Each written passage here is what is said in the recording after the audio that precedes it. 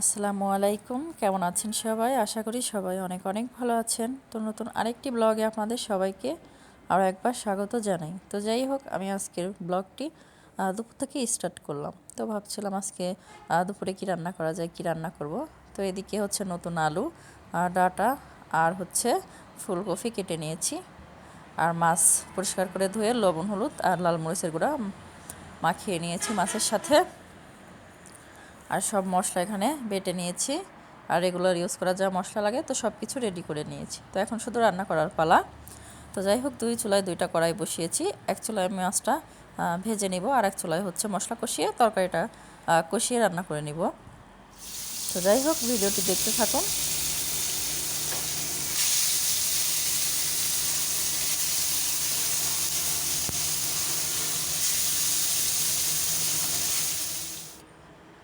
তো আমি মাছগুলো ভেজে নিচ্ছি, আর পাশের চুলায় মশলাটা এখন কষিয়ে নিব। তেলটা গরম হয়ে গেছে।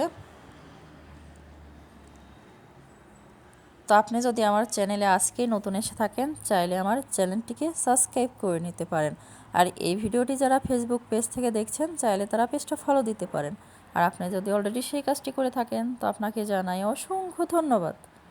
তো ভিডিওটির কোথাও কোনো অংশ ভালো লেগে গেলে প্লিজ একটা লাইক দিতে ভুলবেন না। আর ভিডিওটি যদি বেশি বেশি ভালো লাগে, কমেন্টের মাধ্যমে জানাতে পারেন। চাইলে ভিডিওটি ফ্রেন্ড ও ফ্যামিলির মাঝে শেয়ারও করতে পারেন। তো আমি এখানে বাটা মশলা ও রেগুলার ইউজ করা সব মশলা এখানে পরিমাণ মতো দিয়ে মশলাটাকে একটু ভালো মতো কষিয়ে নিচ্ছি। তো এ পর্যায়ে বাটি ধোয়া সামান্য পানিও দিয়ে দিলাম। তো এটুক দিয়েও কষিয়ে নিব এ পর্যায়ে। আর পাশের চুলায় মাছ ভেজে নিচ্ছি। তো এক পাশ হয়ে গেছে, তো এক পাশ উল্টিয়ে নিব।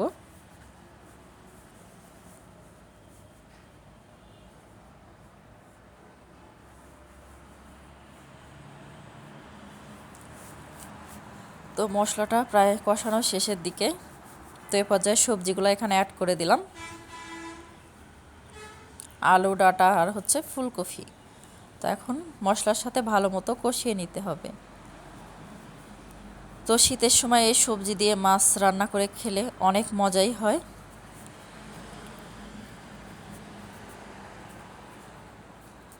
তো যাই হোক, মশলার সাথে কষিয়ে নিচ্ছি এ পর্যায়ে। আর এপাশে মাছটাও ভেজে নিচ্ছি।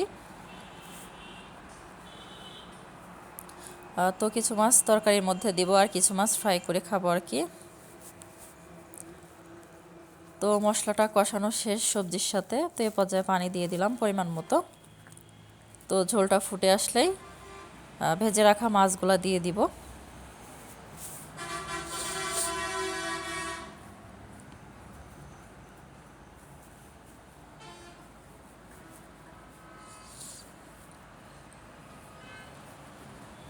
তো ঝোলটা ফুটে গেছে। তো এ পর্যায়ে ভেজে রাখা মাছের টুকরাগুলো দিয়ে দিচ্ছি এক এক করে।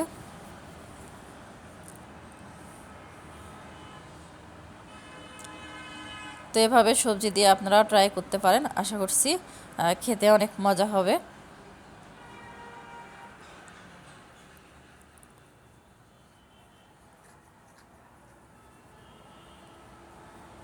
তো মাছ রান্না প্রায় শেষের দিকে। তো এ পর্যায়ে ধনিয়া পাতা কুচি দিয়ে দিচ্ছি। ধনিয়া পাতা কুচি দিয়ে নামিয়ে নিব। তো রান্না প্রায় রেডি।